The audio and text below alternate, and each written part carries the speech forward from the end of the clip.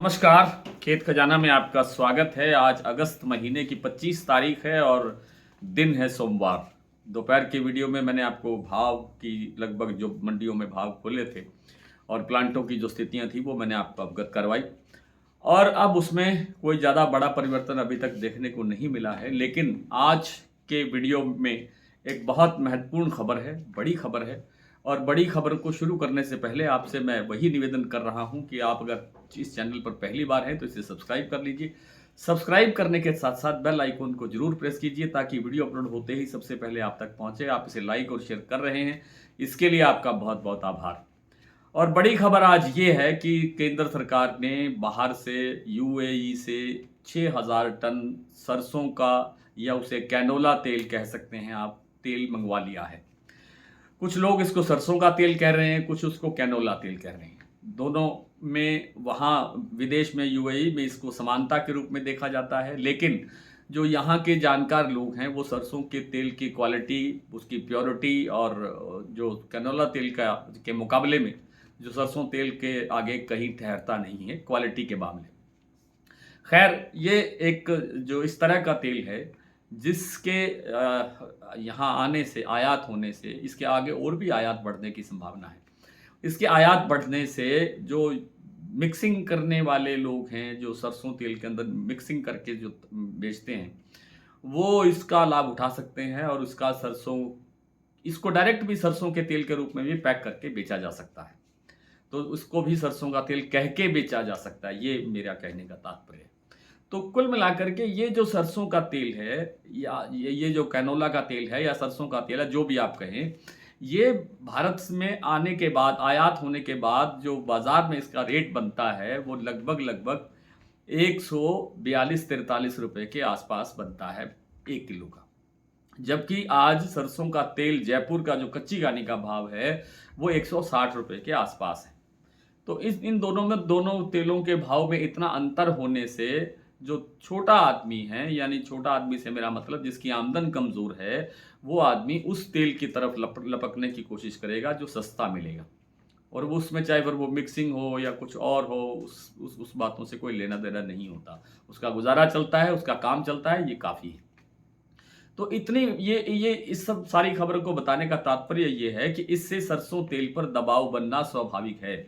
और सरसों तेल पर जब दबाव बनेगा तो जैसे मैंने आपको लगभग हर वीडियो में ये बात बताई है कि सरकार जब तक कोई दखल नहीं देगी तब तक सरसों बाजार में तेजी रहेगी, मोमेंटम तेजी का रहेगा।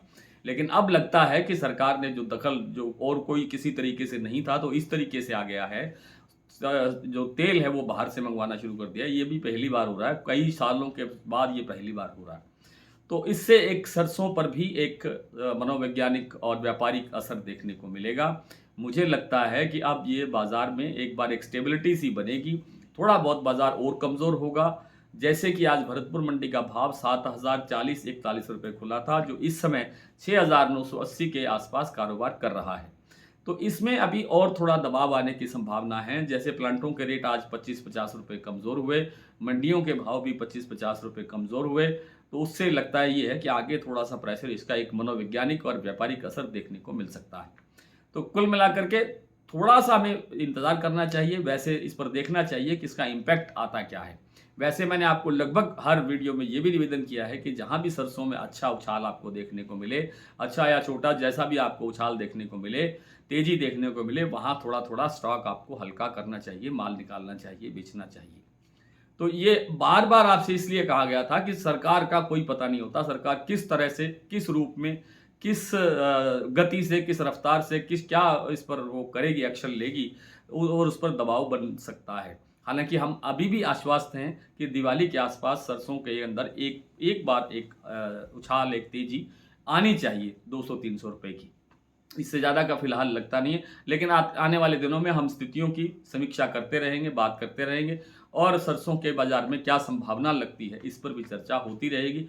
आइए कुछ मंडियों और कुछ प्लांटों के भाव देख लेते हैं जो इस प्रकार हैं। आज दोपहर में जैसे मैंने बताया था कि गोयल कोटा का भाव 50 रुपये कमज़ोर हुआ, 7250 रुपये रह गया। सलोनी ने 8075 पर बाजार स्टेबल खोला था, लेकिन थोड़ी देर के बाद में उन्होंने भी 25 रुपये बाजार कमज़ोर करके भाव 8050 रुपये रह गया।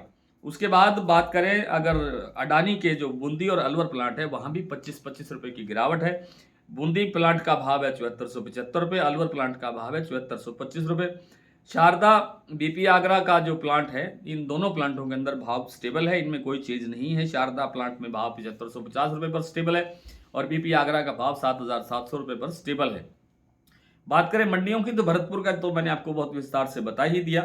सुमेरपुर मंडी लगभग 7390-7400 रुपये, बरवाला 6650 रुपये, जयपुर 7450 रुपये, दिल्ली 7250 रुपये, चरखी दादरी 7225 रुपये, अलवर 7050 से 7100 रुपये, हिसार 6950 रुपये, मुरैना 7000 रुपये, 7050 भी आप कह सकते हैं, ग्वालियर 7100 रुपये, टोंक मंडी 6880 रुपये, निवई मंडी 6900 रुपये, सिवानी 6550 रुपये, नडबई 7041, केरली मंडी 7100, हिंडौन मंडी 6991, गंगानगर 6769 और गंगापुर सिटी का आज का भाव है 7080 रुपये।